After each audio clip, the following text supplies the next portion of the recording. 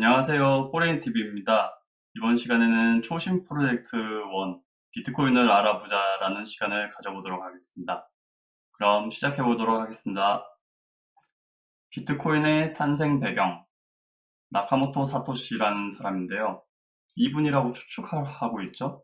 최초 비트코인을 만든 사람이며 누구인지, 어느 나라 사람인지, 남자인지 여자인지 아무도 모른다고 합니다. 추측만 할 뿐이에요. 이분이라고. 왜 이분이 근데 갑자기 왜 전자화폐 시스템을 만들고 싶어 했을까? 은행의 편한 시스템을 사용해도 되는데. 그렇잖아요. 이분이 보니까 이제 어디 커뮤니티에 이 전통 금융에 대해서 올린 글이 있어요. 기존 화폐는 중앙은행이 화폐 가치를 떨어뜨리지 않을 것이라는 신뢰가 필수적이다. 그러나 법정화폐의 역사에는 이 믿음을 저버리는 사례로 충만하다. 은행도 신뢰가 있어야 한다. 은행들은 신용 버블이라는 흐름에서 함부로 대출해왔다라고 써져 있는데, 이분이 아마 좀 이렇게 참다 이제 터진 이유가 2008년 미국 서브프라임 모기지 사태가 대표적인 예라고 하는데요. 보통 이제 너무 이제 이 미국은 이제 달러를 찍어낼 수 있는 이 기축 통화가 있는 나라잖아요. 보면 미국 경제가 좋아지고, 그럼 이제 경제가 좋아지면 사람들 소비도 막 늘어나고 수입도 증가하고, 그러면 이제 무역이 적자가 이제 늘어나겠죠? 증가하고. 그러면 이제 또 달러 인플레이션 발생하고, 그 다음에는 이제 기준금리가 인상이 되면서 다시 달러가 약세로 전환되는 이런 글들을 계속 읽어보게 됐어요, 저도. 이게 뭔 말인지 처음엔 몰랐는데. 그 다음에 이제 보면 그렇게 이제 달러가 약세로 전환되면 보통 한국이라든지 이런 이제 못 사는 나라들이라든지 다른 나라들은 이제 통화들이 이제 원화가 약세에서 강세로 이제 되는 거예요. 그러면 이제 여기 이제 우리나라에 있는 돈들이 이제 해외로 이제 나가게 되고 경제 위기가 온다는 그런 식으로 이제 전문가들은 그런 식으로 글을 적어 놨더라고요.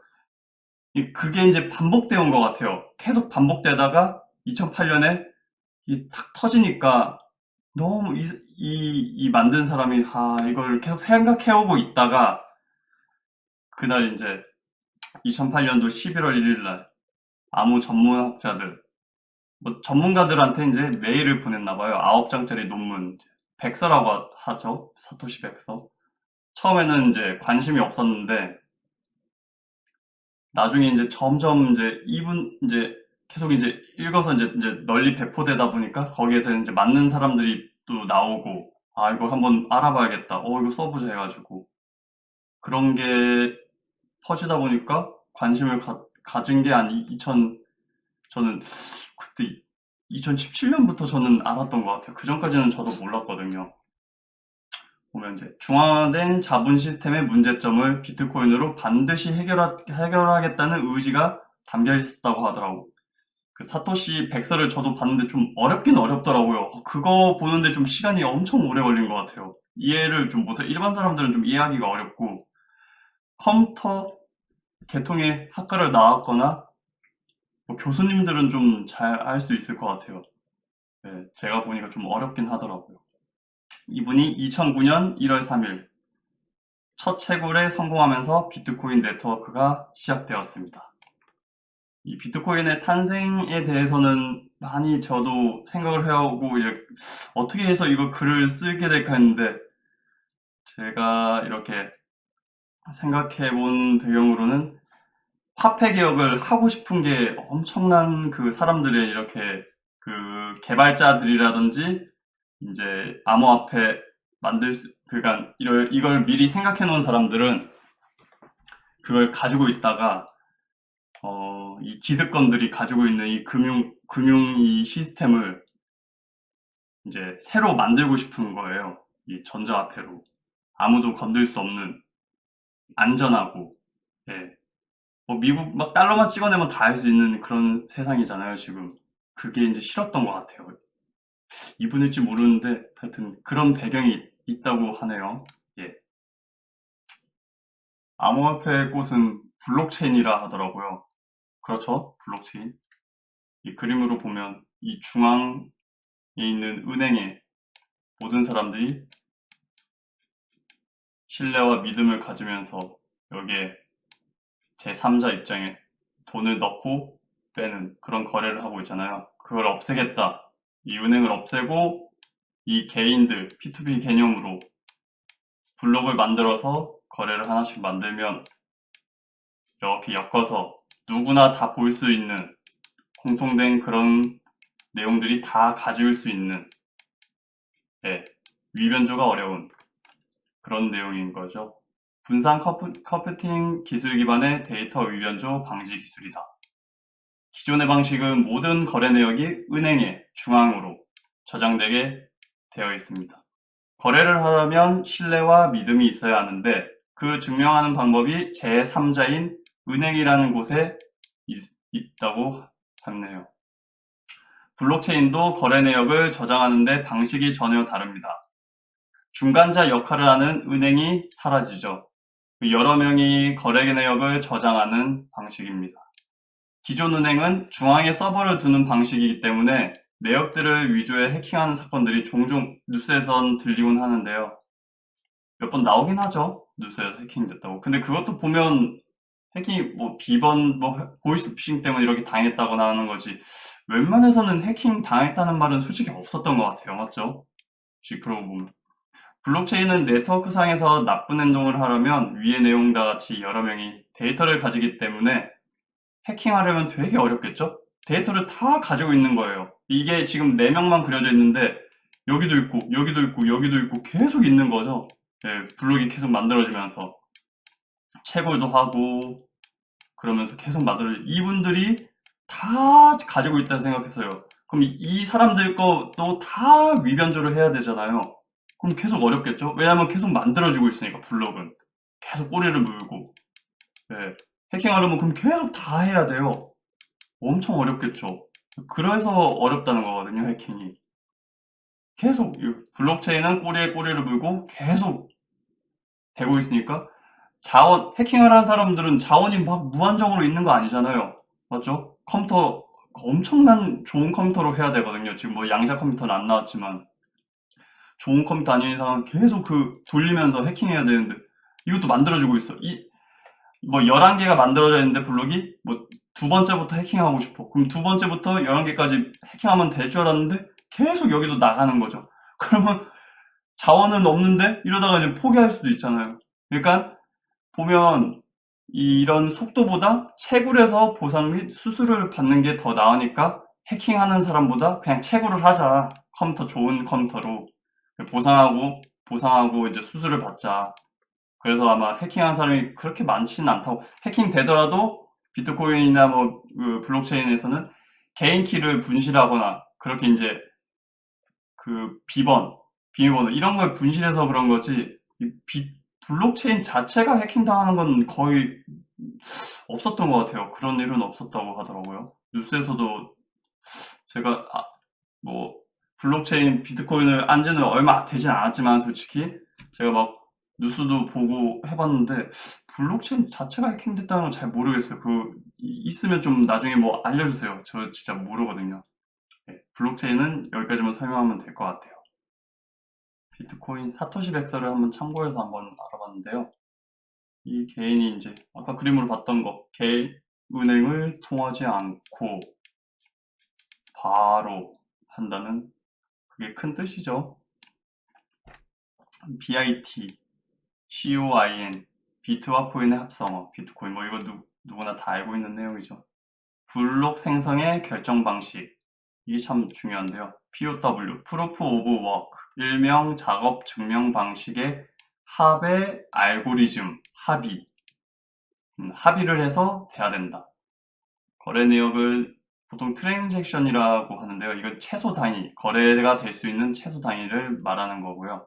거래 내역이라 하면 될 것 같아요. 거래 내역이 발생하여 그 거래가 유효한지 합의하는 진짜인지 가짜인지에 대한 검증도 하는 그 거래가 유효한지 합의 방법인데 그게 진짜인지 가짜인지도 검증도 하고 이게 말로는 막 이렇게 되게 길고 이런데 그게 막 클릭 한 방에 되는 거죠. 예, 신기하게.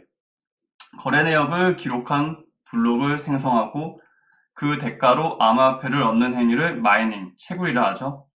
이 채굴 때문에 독특하게 이제 이해가 처음엔 좀 이게 뭔 말이지?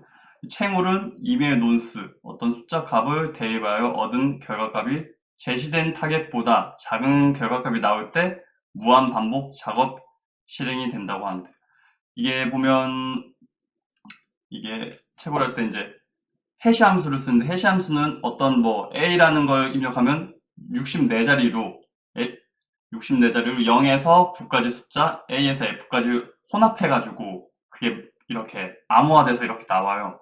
근데 거기에서 이제 숫자 값이 뭐 10인데 뭐 10이 이제 숫자가 돼 있어요. 그 어느 순간 그 10보다 작은 값이 나올 때까지 계속 돌리는 거예요. 컴퓨터를. 말로 할 때는 이게 뭔 말인가 싶은데 그 빨리 연산하면서 계산기 같은 거죠. 엄청 빠른 계산기. 이 연산해서 작은 값이 나올 때까지 무한 반복. 예, 그럼 컴퓨터가 엄청 빨라야겠죠? 전기세도 많이 나오고. 그 작업을 하는 게 이 채굴이라는 건데, 그래서 이게 풀면, 아까도 말했게 풀면 비트코인을 주는 거죠. 지금은 뭐 1비트당 한 블록당 6.25 비트를 준다고 하죠. 엄청 그게 어렵나 봐요. 그 해킹하는 자체가 그 값이 64자리인데 보니까 작업 난이도는 2116개의 블록이 생성되는데 평균 10분이 소요된다고 합니다.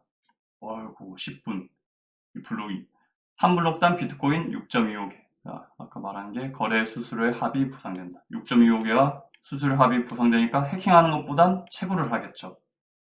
근데 이 채굴하는 것도 비트코인은 이제 반감기라고 이제 4년마다 이렇게 채굴량을 점점 원래 50개 하던 게 지금은 이제 6.25개인데 내년 2024년 4월 달에는 이게 또 적어져요.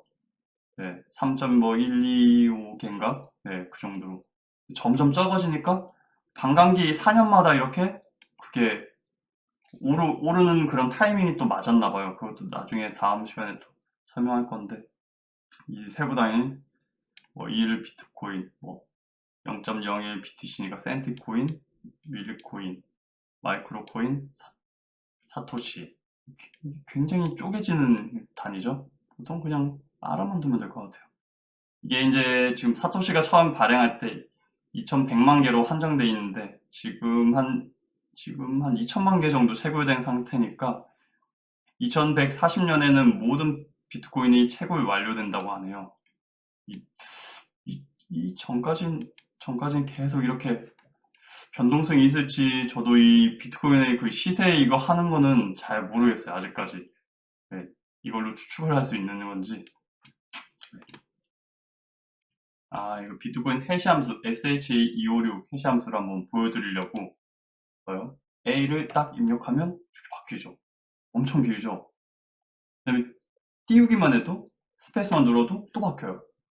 또 스페이스 누르면 또 바뀌고 여기 B 눌러도 바뀌고 지우고 뭐 바이 적어도 이렇게 이게 짧을 때는 너무 기니까 이거 굳이 왜 하나 근데 이게 엄청 길다고 생각해 보세요.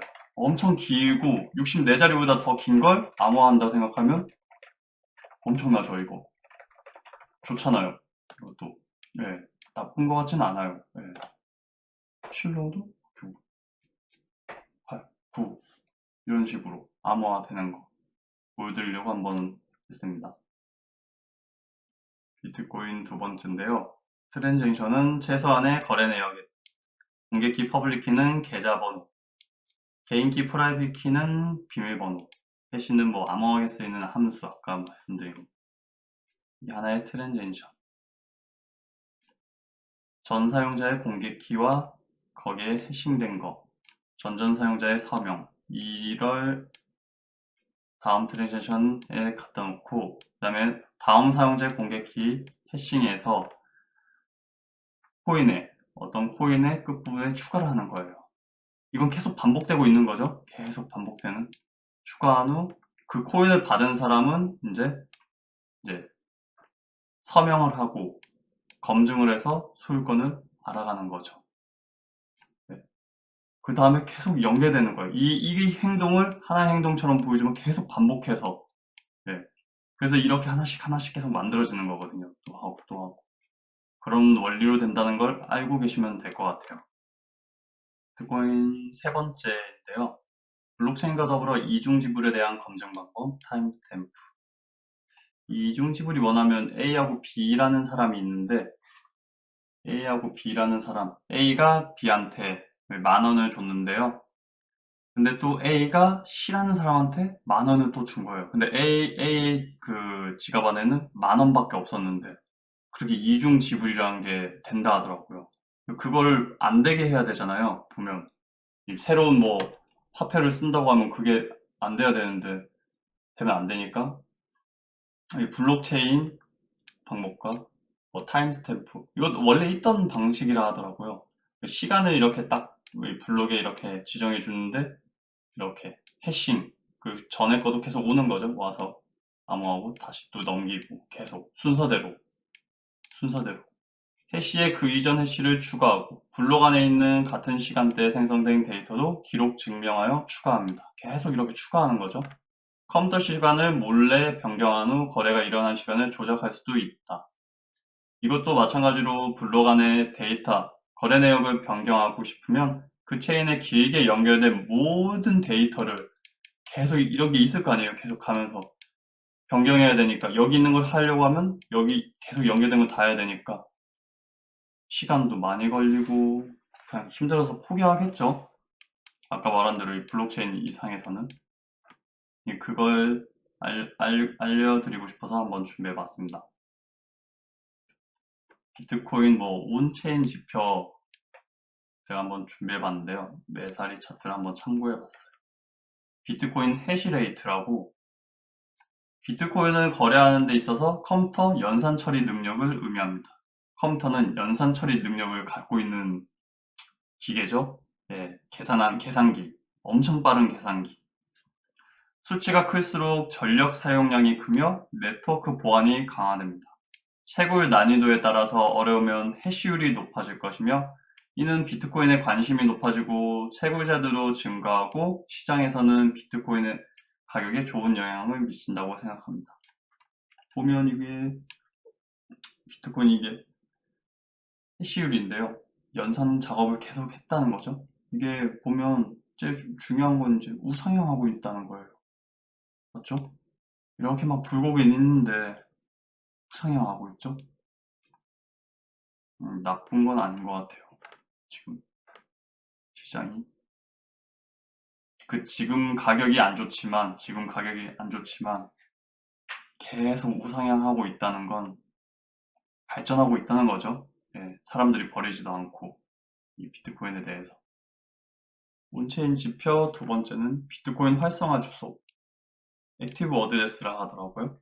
코인을 전송하거나 받을 때 사용된 활성화 지갑에서 코인을 거래소에서 어떤 다른 거래소로 옮기거나 아니면 거래소 내 지갑으로 이렇게 옮겨 다니는 그런 수들의 합을 이렇게 나온 건데요. 이것도 수치로 보면 우상향 하고 있죠. 네, 누가 봐도 네, 떨어지지 않고 뭐 이렇게 굴곡은 있는데 주소 만든 거 가격도 뭐 당연히 굴곡은 있지만 우상향하다는 거, 이게 중요한 것 같아요.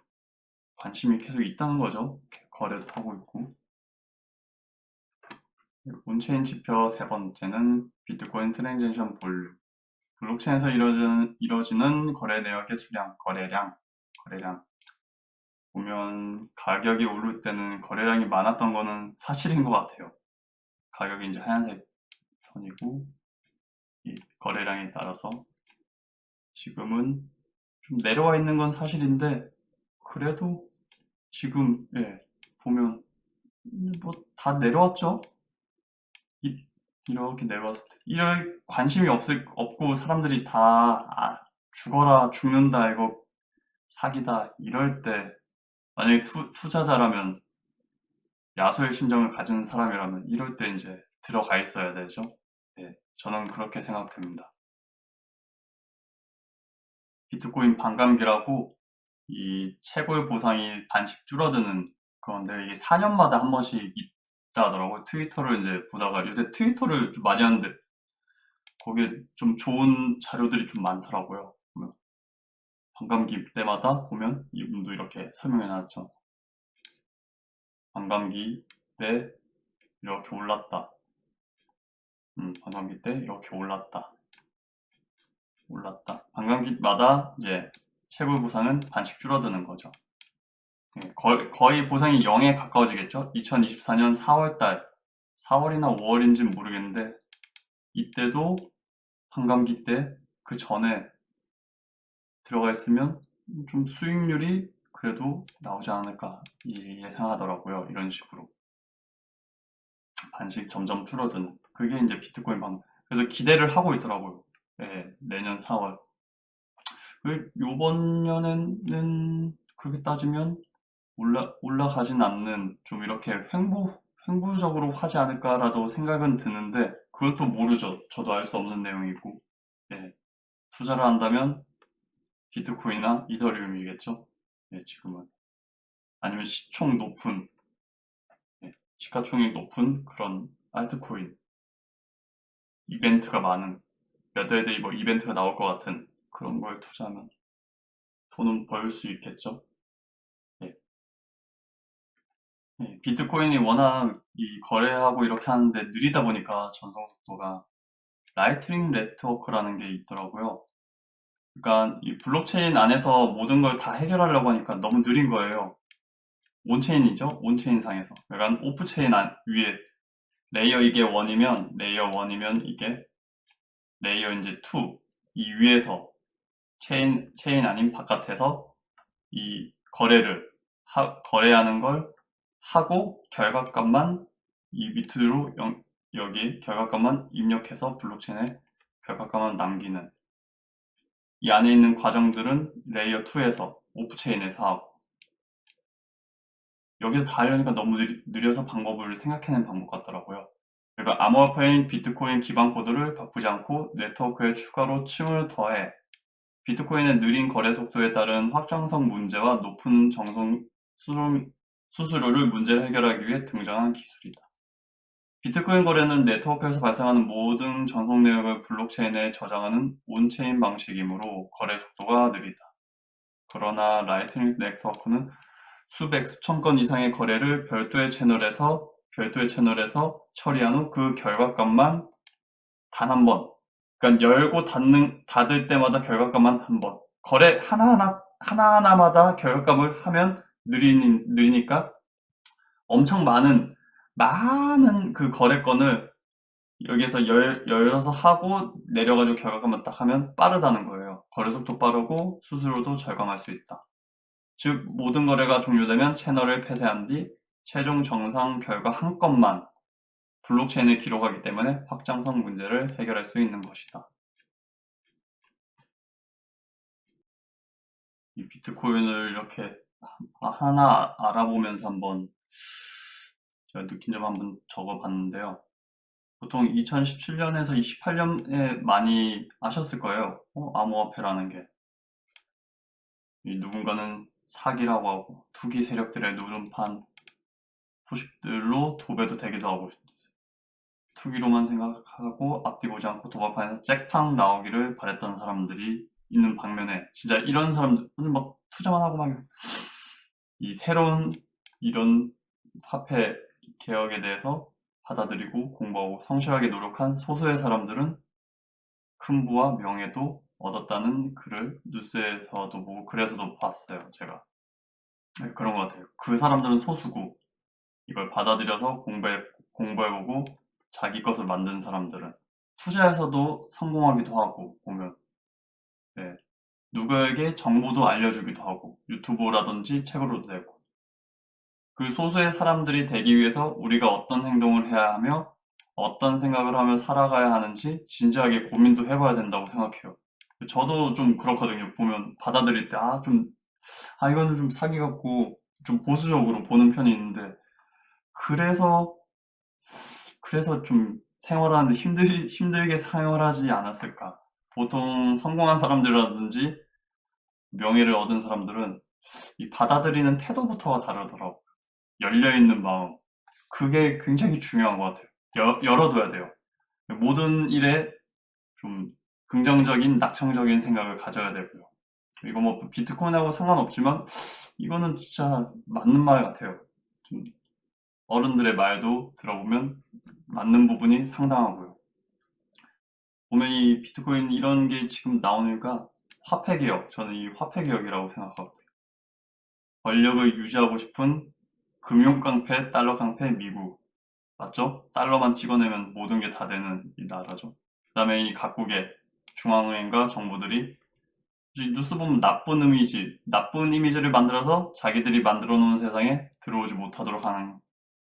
저는 솔직히 이거라고 봐요. 지금 몇 년간 지금 지나온 뉴스하고 지금도 나오는 미국 SEC도 하는 행동도 기득권이죠. 자기들이 해놓은 곳에 이 암호화폐가 들어온다는 걸 받아들일 수 없는 거죠.